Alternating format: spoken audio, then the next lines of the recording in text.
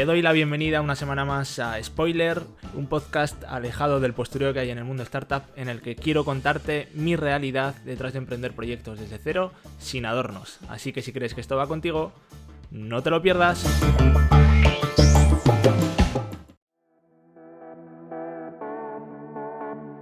Comenzamos el último capítulo de la temporada. Sí, es la primera temporada de este podcast, pero creo que ha llegado el momento de parar para poder volver con ideas renovadas y poder seguir ofreciendo contenido más fresco.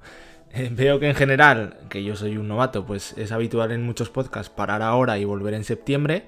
Y bueno, tiene sentido ya que seguramente en verano, con las vacaciones, etcétera, pues bajan las escuchas.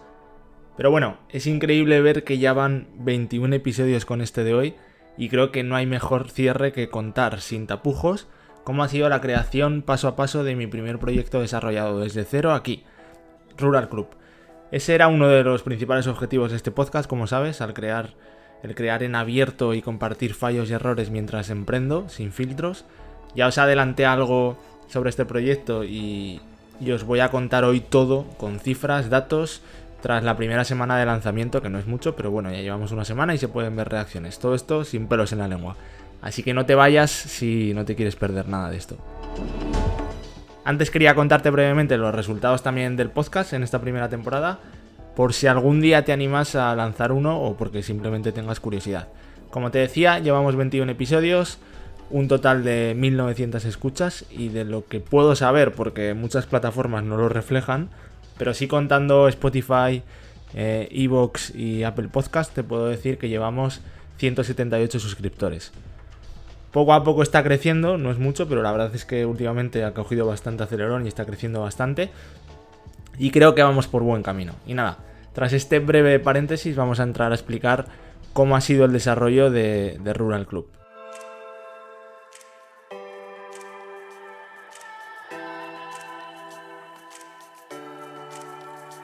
Uno de los aprendizajes que había sacado de empresas anteriores y que ya comenté, y que tenía claro que quería cambiar, era que quería desarrollar proyectos o productos o servicios que resolvieran problemas que yo mismo tuviese. Y dirás, ¿es necesario ser usuario o cliente objetivo de tu propio producto o servicio? Pues no, yo conozco a muchos casos en los que no es así y que funcionan muy bien. Sin ir más lejos, gente que ha pasado por este podcast como mi mentor Juan Carlos Camacho o como Newsan. Pero veo que hay algo que tienen en concreto estas dos personas y muchas de estas personas, que es que son verdaderos vendedores natos. Llevan las ventas en la sangre y realmente les da igual qué producto o qué servicio vender. Como diría Elías, mi antiguo jefe, son personas que serían capaces de vender hielo en el Polo Norte. Y esto yo hace tiempo que asumí que no soy bueno en la parte de ventas. Lo voy mejorando, lo he trabajado mucho y lo he mejorado mucho. Pero bueno, sí que soy bueno comunicando mi producto o servicio, presentándoselo a un potencial socio, a un potencial inversor, a lo que sea, pero no tengo esa vena comercial. Así que quería entender bien al cliente potencial de las nuevas empresas que desarrolle y no hay mejor manera que ser yo mismo uno de ellos. Como os contaba, en los últimos tiempos estoy disfrutando mucho de la situación profesional que tengo y me siento muchos días un privilegiado. Ojo, también hay días que sufro mucho y que mandaría toda la mierda, pero bueno, eso es normal. Pero bueno, me ha costado mucho tiempo y mucho sufrimiento y mucho esfuerzo llegar hasta aquí y todavía queda mucho, pero bueno, ahora ya siento que por fin puedo vivir de mis negocios bien y tengo el estilo de vida más o menos que quería, más o menos porque siempre va a haber cosas que mejorar, pero bueno, no me puedo quejar. Y ese estilo pasa por sentirme libre, y de eso que hablábamos con Manuel y Víctor en el anterior episodio del podcast. Y para mí no hay nada que me dé más libertad que el construir mis negocios en remoto, ya lo hemos hablado, el no estar atado a un punto físico fijo, el no tener que ir a trabajar a una oficina o con un equipo presencial, pues me da mucha libertad de vivir donde quiera, de poderme levantar y organizar el día sin rendirle cuentas a nadie, solo a los compromisos que tenga con mis clientes, por supuesto, pero mis días son bastante flexibles. Esto, al igual que a mí, ha hecho que mucha gente se dé cuenta de que ya no es tan importante el lugar en el que vives, ya no es tan importante en muchos casos vivir en una gran ciudad si trabajas en remoto, porque puedes estar Si tu trabajo te lo permite, puedes estar perfectamente conectado con potenciales clientes o aliados de cualquier gran ciudad y tú estar viviendo perfectamente en un pueblo, en la naturaleza o donde quieras. Con las ventajas que eso puede tener, si te gusta este estilo de vida, claro, en cuanto a coste de vida, calidad de vida, etc. Y fue cuando empecé a investigar qué tipo de alojamientos y qué infraestructuras había preparadas para alojar a estos trabajadores remotos que queremos alojarnos en entornos rurales o en entornos naturales, entornos rurales en general. Y aquí fue cuando vi una clara diferencia entre tres perfiles claros. Todos ellos tenían en común el trabajo en remoto, bien podía ser por cuenta propia, pero también por cuenta ajena, pero había una diferencia clara. Por un lado está el que busca un lugar de residencia fijo en entornos rurales, normalmente va a ser un pueblo. Por otro está el nómada, que normalmente se mueve por coliving sin tener un lugar de residencia fijo. Este no necesariamente busca un pueblo, también puede buscar entornos naturales. Y por último está el híbrido entre ambos. Alguien que quizás tenga un lugar de residencia en una gran ciudad porque le gusta la ciudad, pero a temporada se satura y busca irse a trabajar a entornos rurales. Aunque de inicio yo me había centrado más en el primero y pensaba en ponerme en contacto con ayuntamientos de pueblos que estaban preparados para alojar a trabajadores remotos para promocionarlos en una plataforma, me di cuenta de que ya estaba empezando a existir alguna cosa similar. Además no tengo del todo claro que este primer perfil de usuario sea una tendencia fija. Creo que sí, que ha crecido mucho y que ahora es una moda con todo el tema de la pandemia, pero no tengo claro hasta qué punto esto se va a mantener y si al final la gente volverá a vivir en ciudades como antes o no. Entonces le veía varios riesgos a largo plazo que decidí no ir por ahí. Y así que decidí centrarme en el segundo y tercer perfil, tanto el nómada como el que busca residencias temporales en entornos rurales para desconectar, y me di cuenta de que había bastante información, pero el problema es que estaba muy dispersa. Es muy difícil encontrar cuáles son los colivings que existen, ya que cada uno se promociona individualmente. No hay un lugar de reunión para ellos, así que lo vi claro. Había encontrado un problema claro para muchas de estas personas y que era bastante interesante solucionar. Vale, ya hemos encontrado un problema, hemos encontrado una oportunidad de mercado que podría ser interesante solucionar. Ahora vamos a ver qué solución ideamos, cómo lo solucionamos. Lo primero que hice fue pensar el nombre y comprar el dominio. Esto sabía que me metería un poco de presión para empezar y que era una forma de que ya no hubiese marcha atrás. Pensé varios nombres, sabía que la palabra rural debería aparecer sí o sí, porque hacía relación al nicho concreto en el que me quería centrar. Tenía varios nombres y tras preguntar a gente y también comprobar cuáles tenían el dominio libre, que con eso descarté un montón, pues al final me quedé con Rural Club. Me gustaba por varias razones. Una era que club hacía referencia a ese sentido de pertenencia a algo en el que me conecto con otra gente similar a mí. Y por otro lado, también club es una palabra que está perfectamente introducida tanto en el lenguaje hispano como en el anglosajón. Así que esto no iba a dar problemas de pronunciación o de entendimiento. Y nada, compré el dominio, lo anuncié en las redes sociales y a empezar, ya no había marcha atrás. Cuando empecé a pensar en la idea de negocio, se me ocurrían muchas cosas y tenía varias dudas. Una de las dudas era, ¿me centraba en el mercado español o me iba al mundo entero?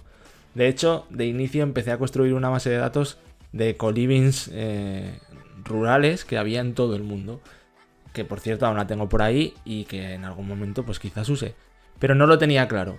Por otro lado también tenía dudas de cuál iba a ser el modelo de negocio. De primeras se me ocurría una idea, era construir una comunidad de pago por suscripción.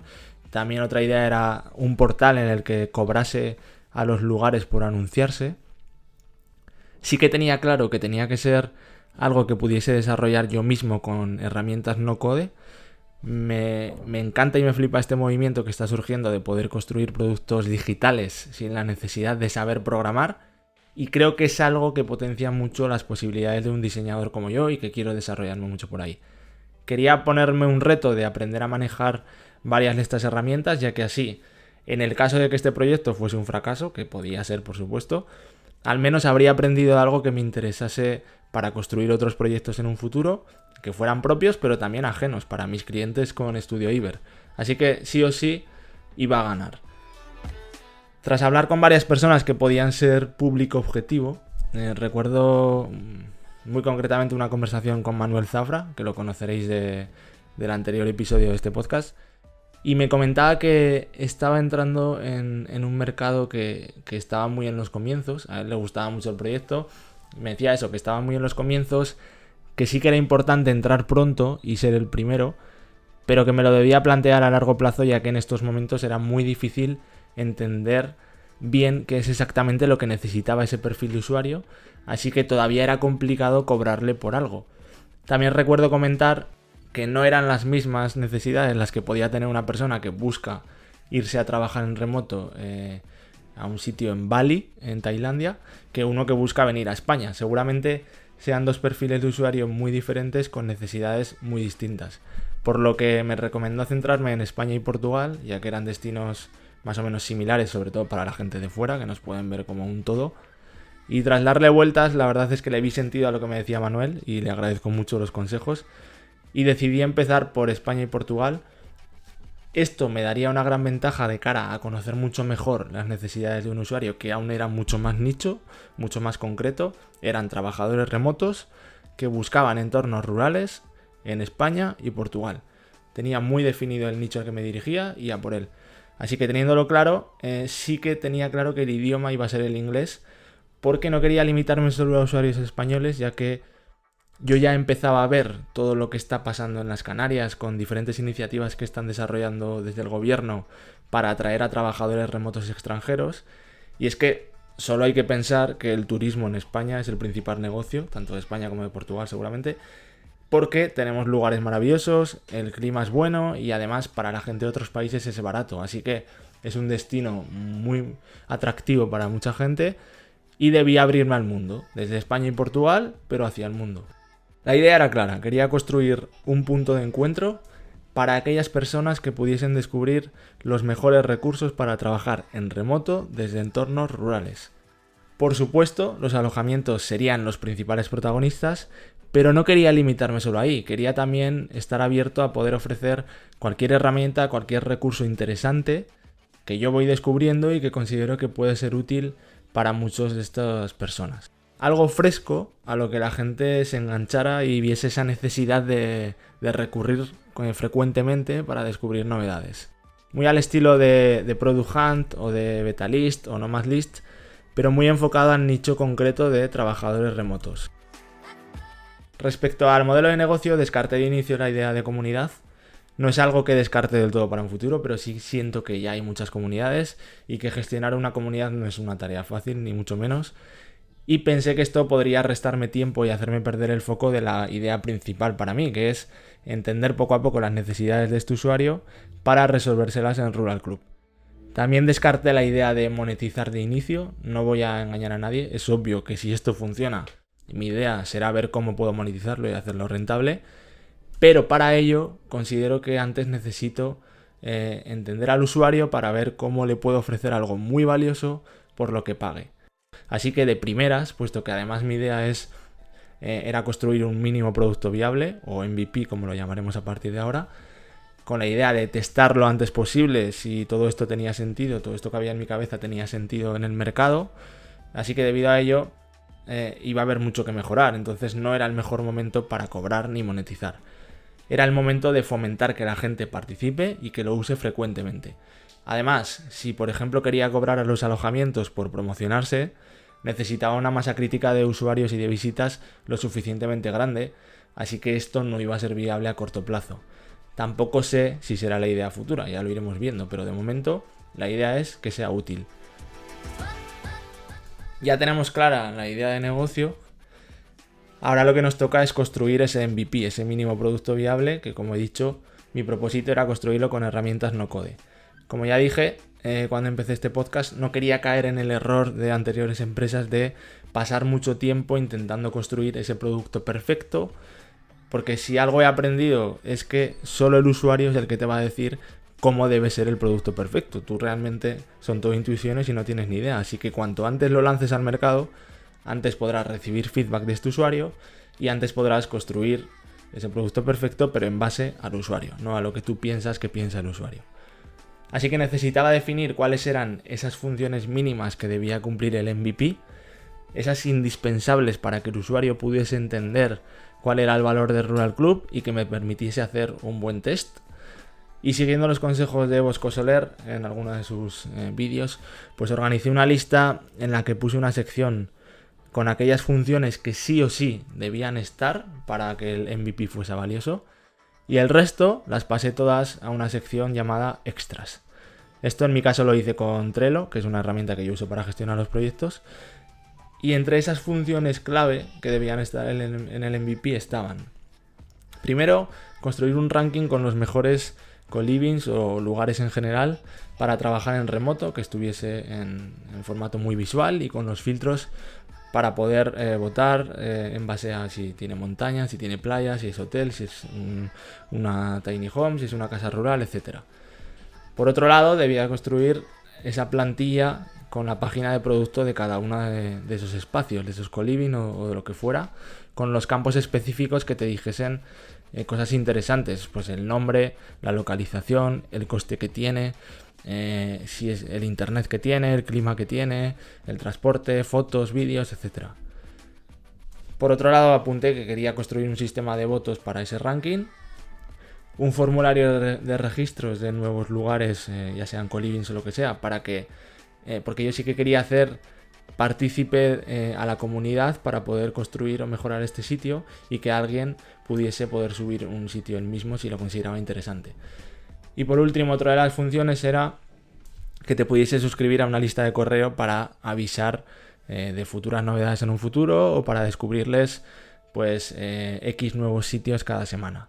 Algo que incentivase, o sea, necesitaba algo que incentivase a seguir conectado con la plataforma y que me permitiera a mí estar en contacto directo con esos usuarios para aprender mucho de ellos. Y bueno, las herramientas que usé para construir todo esto pues han sido Airtable para toda la base de datos de los lugares y también para ese formulario a través del cual puedes subir cualquier persona a un nuevo espacio. Esto es muy mejorable, pero está bien y es lo más rápido para empezar, así que comencé con una base de datos de unos 25 o 30 espacios, que no eran muchos, pero yo sí que consideré suficientes para un MVP. Por otro lado, usé Webflow como herramienta para construir toda la web, para el diseño y para todas las funcionalidades de la web. Integromat para sincronizar la base de datos de Airtable con Webflow. De esta manera, cada vez que yo añado o quito un sitio de la base de datos de Airtable, o sea, una fila de una tabla, cada vez que añado o quito una, automáticamente se actualiza en la web con el diseño que ya he predefinido sin necesidad de hacer nada más. De igual manera, cada vez que alguien sube un espacio a través del formulario dándole al botón de Post a New Place, automáticamente se añade a Airtable y posteriormente a Webflow apareciendo en la web. Siempre, por supuesto, pues tengo que estar hábil para revisar las cosas que sube la gente antes de que se suban para evitar los trolls que siempre va a haber. Y bueno, por último, uso MailChimp para todo lo que es el envío de la newsletter a la base de datos. Y bueno, conforme la iba construyendo, hubo algunos cambios. Descarté la idea, por ejemplo, de que fuese un ranking y que se pudiese puntuar. Primero porque era una complejidad grande para mí y me estaba frenando un poco. Y segundo porque no tenía del todo claro, hablando con gente, que esto aportase tanto valor, ya que si el usuario no ha estado, por ejemplo, físicamente en ese espacio, la puntuación que va a dar realmente no tiene del todo credibilidad. Así que ya era más complejo y decidí por el momento no hacerlo, y que el valor en este caso de inicio iba a estar en que cada semana, de momento, y posteriormente pues iría aumentando la frecuencia, voy añadiendo nuevos sitios que descubrir, y esto es donde está el valor para que la gente quiera entrar día a día. Además, iré mejorando el sistema de etiquetas y de filtros para que la gente pueda localizar esos espacios cuando haya muchos, y que pueda localizar los espacios que mejor se adapten a tu búsqueda y a lo que tú quieres. De momento solo está segmentado por co-livings, coworkings, tiny homes o villa, pero sí que tengo pensado ir añadiendo filtros como en base al clima, en base a si es playa o montaña, si tiene piscina o no, pues ese tipo de funcionalidades que ahora mismo solo aparecen en la ficha de producto de cada espacio, pero que no son accionables en sí y que sí que quiero hacer que lo sean. Y también añadí debajo de los espacios una selección con los últimos recursos útiles que iba enviando en la newsletter semanal, para fomentar así la suscripción, que la gente viera el valor Y puesto que soy consciente de la saturación que hay de newsletters, porque recibimos muchos, sí que tenía claro que quise hacerla muy ligera y muy directa. Y entonces el propósito es enviar un link con un espacio que descubrir, un link con un recurso útil y un link sorpresa. Todo eso cada semana para ir muy directo y descubrir cosas a la gente interesantes. Y bueno, ya tenía construido el MVP, ya estaba todo listo. Reconozco que al final me costó lanzar más de lo que debería. Estaba medio construido y siempre me ponía la excusa de que faltaba algún detalle por acabar. Y todo, como siempre, por el miedo a lanzar y ver qué pasa. Pero bueno, tenía claro que quería hacer el lanzamiento en Product Hunt, eso sí que lo tenía claro. Product Hunt, por si no lo conoces, es una plataforma en la que cada día se hacen lanzamientos de proyectos, principalmente digitales, y la comunidad los va puntuando. Es una plataforma de origen estadounidense, pero que con el paso de los años se ha ido extendiendo al mundo entero. Tenía dudas porque aunque Rural Club era para el mundo entero, sí que eran espacios muy concretos de España y Portugal. Pero la verdad es que cuesta poco lanzarlo y no tenía nada que perder por probar, así que a por ello. Leí varios artículos de cómo hacer el lanzamiento, encontré uno bastante útil leyendo un artículo del blog de Ruibot Studio, que es una empresa española, que había lanzado un producto en Product Hunt, y comentaban que se podía contactar con el Hunter número 1 de Product Hunt, que se llama Chris Messina, para pedirle que fuese él el que lanzase tu producto. Ellos decían que no estaba del todo claro que te llevase más tráfico si lo lanzaba él que si lo lanzabas tú, pero sí que bueno, yo pensé que al ser el Hunter número 1 de Product Hunt, supuse que te iba a dar más credibilidad. Entonces lo hice, lo contacté con él y programé el lanzamiento para un viernes. Primero porque era el único día que le quedaba libre esa semana y no quería retrasarlo más.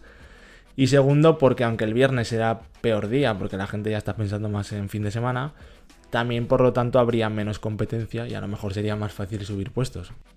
Para poder votar proyectos en Product Hunt debes estar registrado y se supone que el algoritmo no valora bien si ve que la gente se registra justo para votar un proyecto. Así que bueno, días antes pedí a varios contactos a través de WhatsApp que se registrasen para que cuando llegase el día de lanzamiento ya pudiesen votar. Y llegó el día de lanzamiento, la verdad es que no hice otra cosa que estar todo el día actualizando y mirando el sitio. Lo difundí en mis redes sociales y también en Sin Oficina, que es una comunidad online en la que yo estoy metido. Y bueno, no conseguimos entrar en el top 5, que es un hito como máximo a conseguir. Pero finalmente es verdad que nos quedamos, creo, en el puesto 12 del día o algo así. Que es importante porque es importante no salirse de los 20 primeros puestos, ya que estos son los que se ven a primera vista cuando entras a la web. Sinceramente no acabé de entender muy bien cómo funciona el algoritmo, ya que yo veía proyectos que estaban por encima de mí, que tenían menos votos y además menos comentarios que yo, cosa que no entendí. Pero bueno, es lo que había. En total conseguimos 123 votos y 33 comentarios en Product Hunt. Lo más interesante sin duda es ver cómo la gente iba dejando sus comentarios con sugerencias o mejoras para el sitio. Esto es lo que buscaba y realmente es que es lo más útil de todo. Y esto se tradujo en un total, porque te hagas la idea, de 385 visitas ese día concreto. Y lo curioso es que sí que se ha ido viendo cómo ha habido cierto remanente en los días posteriores. También es cierto que los días posteriores se publicó en la newsletter de Sin Oficina y además el post en LinkedIn que puse para anunciar el lanzamiento se empezó a viralizar los días posteriores. Y de todo esto, pues bueno, os iré dejando capturas en el post de la web. Lo tenéis en las notas ampliadas del capítulo, así que para que vayáis viendo las pruebas podéis ver todo ahí. Y nada, en total una semana después del lanzamiento, que es ahora, ha habido casi 900 visitas a la web. Se han suscrito un total de 43 personas a la newsletter. Bueno, no es gran cosa, pero dado el alcance que yo tengo, creo que está bien. Y lo más interesante yo creo es la cantidad de comentarios que ha habido tanto en Product Hunt como en LinkedIn como en Sin Oficina, también por email. Algunas personas que tras enviar la primera newsletter me contestaron con algunas sugerencias. En total ha habido unos 65 comentarios o así de diferentes personas que me están dando sus impresiones y proponiéndome cosas para añadir y mejorarlo. Y eso sinceramente es lo que da más valor, es lo que me hace pensar que aquí veo algo interesante y que hay algo, porque ya veo que varias personas le ven utilidad y que le ven valor, y esto realmente es el fin último que buscaba, y pocas veces pasa o pocas veces me pasa a mí que veas eso desde el principio. La verdad es que la lista de tareas por hacer no ha dejado de crecer con los comentarios de la gente. Y eso es algo que, bueno, en el fondo me motiva mucho a seguir desarrollando el proyecto, a ir mejorándolo cada día y ver hasta dónde nos puede llevar todo esto. Tengo muchas ideas y mucha ambición por hacer crecer esto. Creo sinceramente que puede ser un proyecto que a largo plazo, si lo llevo bien, si lo gestiono con calma y si estoy hábil también para ir viendo e ir aprovechando las oportunidades que vayan surgiendo, creo que puedo construir algo que sea un sitio de referencia y de mucho valor para la comunidad de este nicho muy concreto. Y nada, esto es un propósito que yo tenía con este podcast, que es ir enseñándote el proceso de lanzar un proyecto, desde la idea hasta construir el MVP y el posterior lanzamiento. Y esto es como lo hago yo, como siempre te digo, no quiere decir que sea lo mejor, pero quizás te anime a lanzar esa idea que tienes ahí en mente y que no terminas de atreverte, o simplemente te inspire o te sirva para descubrir algo que desconocías. Así que si es así, pues el objetivo estará conseguido. Y por otro lado, te animo a que le eches un ojo al proyecto en www.ruralclub.io. Quizás tú eres uno de esos usuarios potenciales y te encuentres en ello un recurso útil. Así que si es así, no dudes en escribirme y decirme qué mejorarías o añadirías. Recuerda que esto está en construcción, así que estaré encantado de verlo y mejorarlo contigo. Y nada más, esto ha sido todo. Espero que te haya sido interesante. Si es así, suscríbete en la plataforma que escuches este podcast si todavía no lo has hecho. Y compártelo, anda, que así me ayudas a difundir tanto el podcast como este proyecto. Y nada, compartir es vivir. Por último, ya sabes que en mi web ignacioverges.com tiene las notas ampliadas del capítulo con todos los enlaces, todas las capturas y todo lo que te he ido comentando. Y si quieres puedes suscribirte a la newsletter, así yo te voy contando cada vez que haya un episodio nuevo o alguna novedad. Esto es todo, mil gracias siempre por escucharme, que pases buen verano y recuerda que nos vemos tras las vacaciones en la temporada número 2 de Spoiler Podcast con más fuerza e ideas frescas. Chao, chao.